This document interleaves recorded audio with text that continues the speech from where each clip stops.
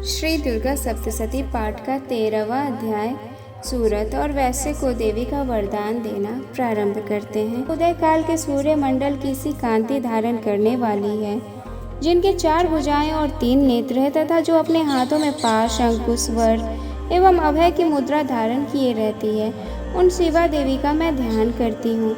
ऋषि कहते हैं, राजन, इस प्रकार मैंने तुमसे देवी के उत्तम महात्म्य का वर्णन किया है, जो इस जगत को धारण करती है।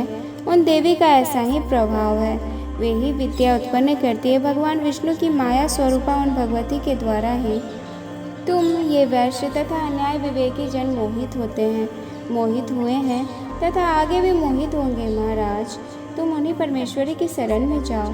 आराधना करने पर वही मनुष्य को भोग, स्वर्ग तथा मोक्ष प्रदान करती है।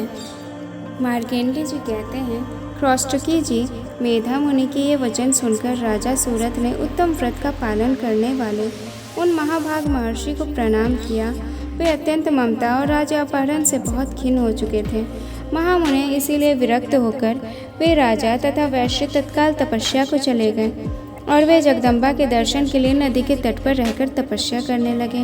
वे वैसे उत्तम देवी सूक्त का जप करते हुए तपस्या में प्रवृत्त हुए। वे दोनों नदी के तट पर देवी की मिट्टी की मूर्ति बनाकर पुष्प, धूप और हवन आदि के द्वारा उनकी आराधना करने लगे।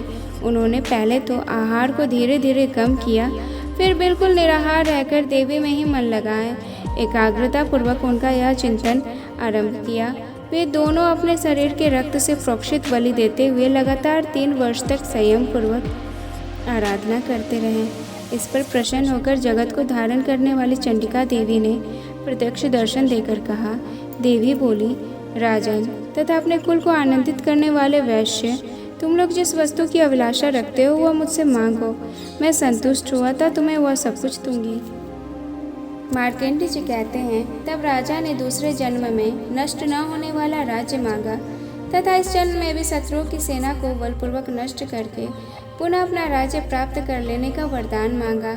वैश्य का चित्त संसार की ओर से खिन्न एवं विरक्त हो चुका था और वे बड़े बुद्धिमान थे, अतः उस समय उन्होंने तो ममता और अहंता रूप आसक्ति का नाश करने वाला ज्ञान मांगा। देवी बोली, राजन, तुम थोड़े ही दिनों में शत्रुओं को मारकर अपना राज्य प्राप्त कर लोगे। अब वहाँ तुम्हारा राज्य स्थिर रहेगा। फिर मृत्यु के पश्चात तुम भगवान विवस्वान के अंश से जन्म लेकर इस पृथ्वी पर शार्वणिक मनु के नाम से विख्यात होगे। वैश्य वरे, तुमने भी जिस वर को मुझसे प्राप्त करने की इच्छा की है उसे देती हूँ, तुम्हें मोक्ष के लिए ज्ञान प्राप्त होगा।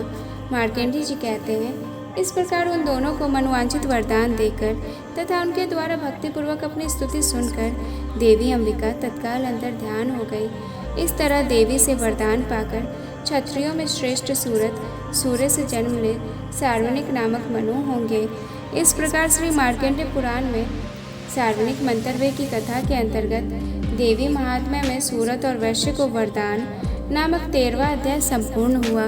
तो प्रेम से बोलिए जय माता दी।